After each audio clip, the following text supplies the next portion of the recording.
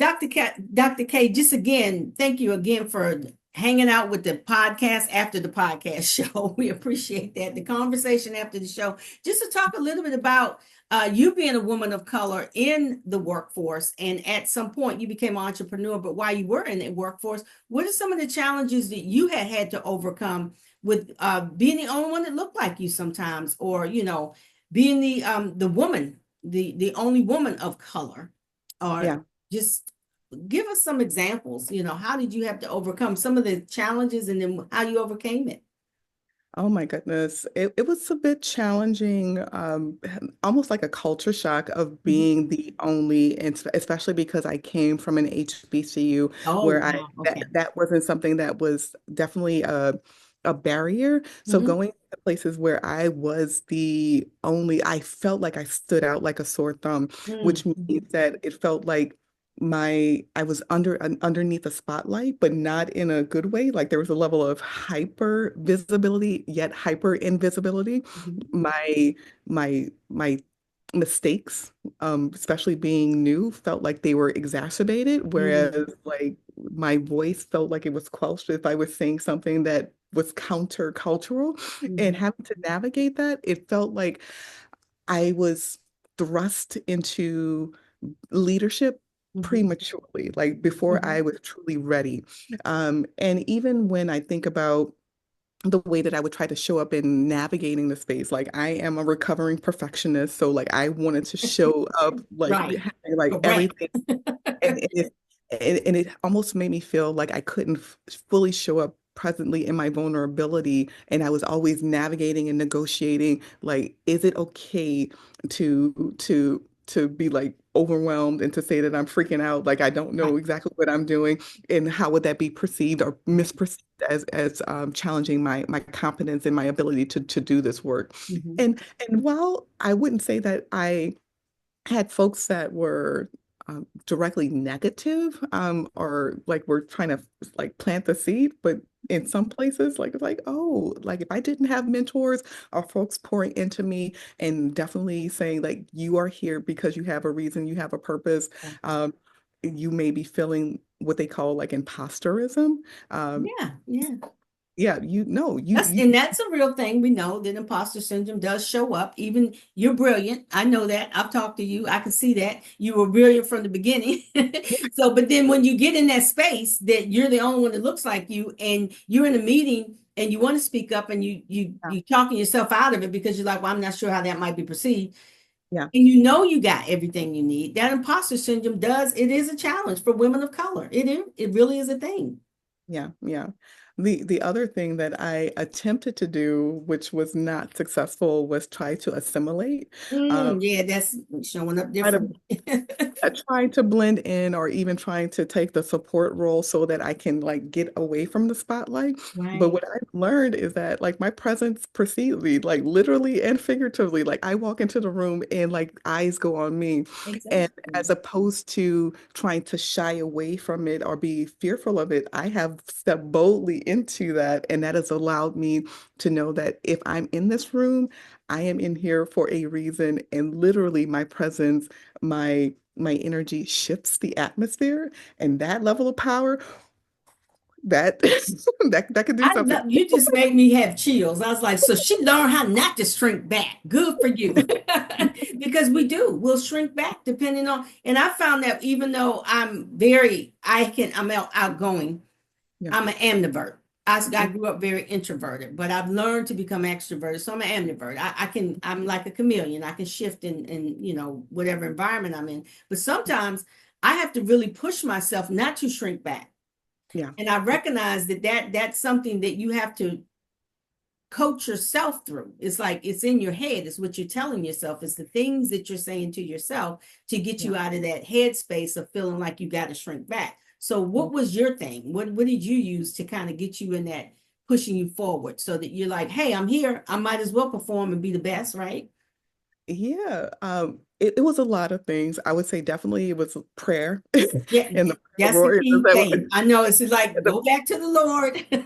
Get the strength from your faith. I know it. I know it.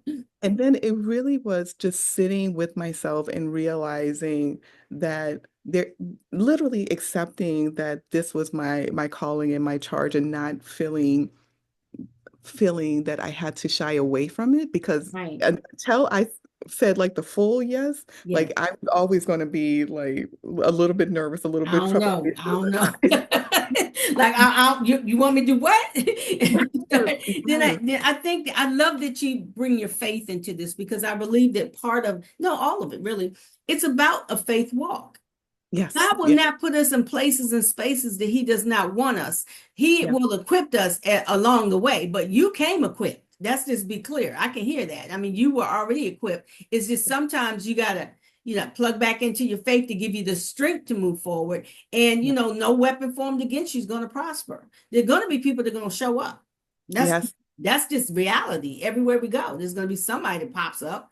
yeah. But having that faith to draw from, Dr. K, I think is the key right there. That's the key. Yeah, absolutely, absolutely. And even now, I love that no weapon formed against me, but I have reframed it Hmm. from someone that I actually follow on one of the social media platforms, and Hmm. like their name escapes me, Hmm. but they framed it that n- any weapon formed against me turns into prosperity. So Like so that. regardless, if like, yeah, That's if the good. weapon form, that's Mhm. fine, that's cute, but it's always going to be for my good and my purpose. Right. And truly embodying that has been so freeing.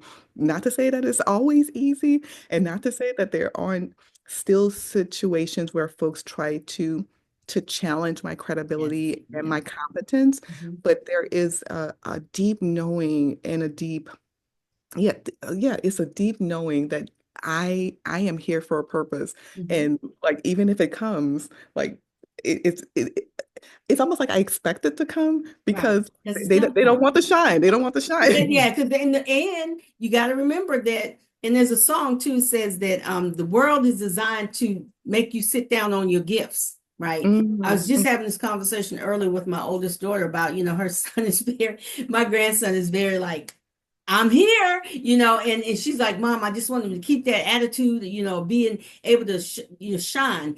And I Yeah, said, and you're gonna have to pour into him to keep the shine, because what happens is the world, they try to take the shine from us. And so yeah, you have necessarily have created that space in your own mind to get you there. But to yeah. have your mentors and all the people that are pouring into you, that helps you.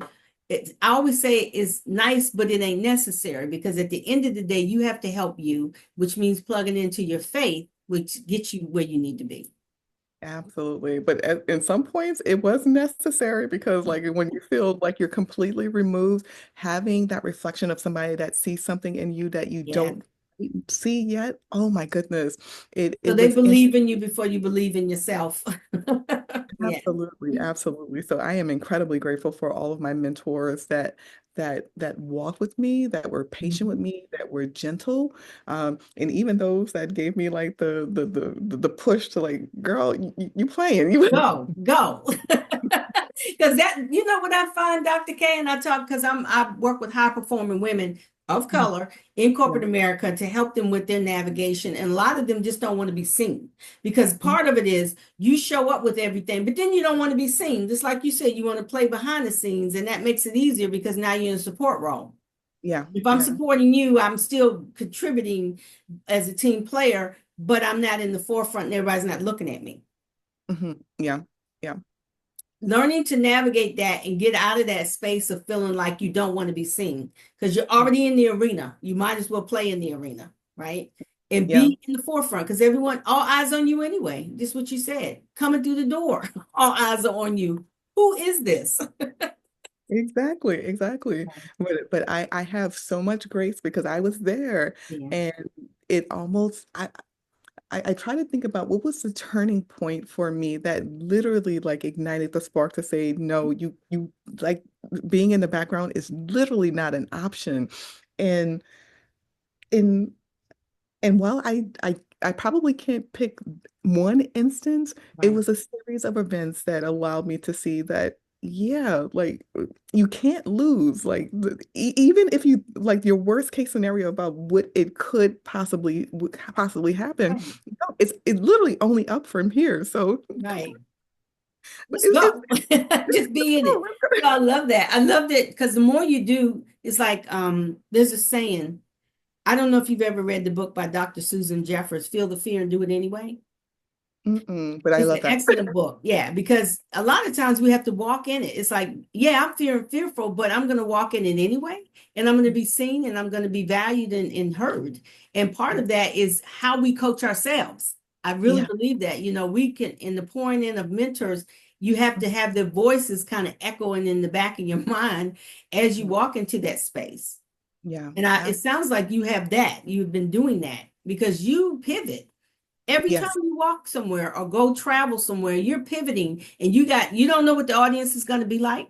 You just showing up and bringing your presence, and that should be enough. But sometimes you got to really work on that in your head.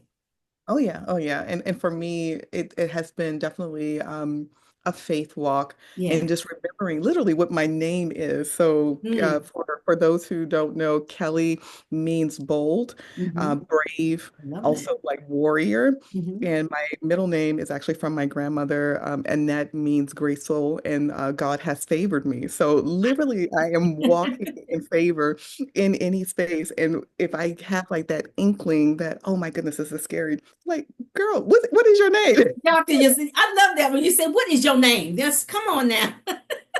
You're literally walking into the space that you need to be in at that point. I love that. Dr. K, it's been a pleasure having you on this conversation after the podcast show.